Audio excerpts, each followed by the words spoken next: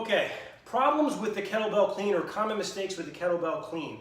Now, the number one mistake that I said in the snatch in the last video was smashing the forearm. Guess what? It's the same mistake we have with the clean. Of course, it's a different movement. So when we clean, what we want to happen is we want to keep our upper arm pretty well connected to our body, okay?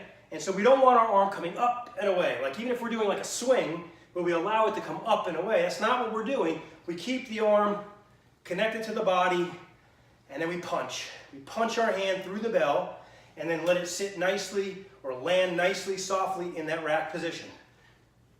Boom. Boom. Right? Right in the rack position. No slamming. Okay? What you don't want to do, again, this common error is bang. We let it come up and over. Bang. Right? And I'm staying pretty tight, but what most people do is they swing out, and then I got to bring it back. Right? If I swing out, it's got to come back, and it's going to come back with a flip. It's going to smash on top of your forearm. So the number one way to prevent that is stay tight. The other is punch through. So it's a fast punch. Boom. Okay. Boom. You punch right through. All right. You can see how it's landing on my forearm in that rack position. It's not smashing, and that's super important. Like I mentioned in the last video, it doesn't matter if you have guards on. You continue to smash 26, 35 or above, 44, 53 pounds onto your forearm, you're going to bruise up pretty good. So guards are not. So you want to make sure you're getting that movement, that technique down. The other thing I see, a second error, very common error in the kettlebell clean, and this drives me freaking nuts, is this is the rack position right here. I always tell people, touch your thumb to your sternum, you're in a good position.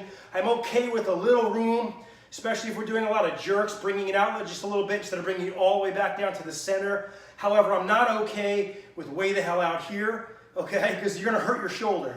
And so I don't want you way out here, when you're going to go do your jerk. All right, I want you in tight. The jerk comes from here, right? So the jerk comes in nice and tight, okay? We come back down to our rack position.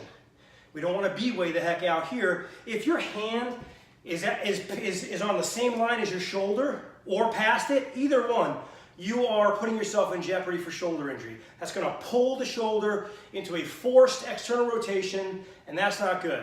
So again, that's something you want to prevent. Again, these are good for preventing injury, but also increasing efficiency.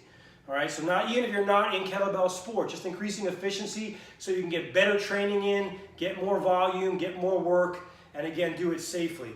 So the smashing the forearm, the racking way out here are probably the two biggest errors in the clean. Work on those. Let me know if you have any questions. Stay strong. I'll see you next time.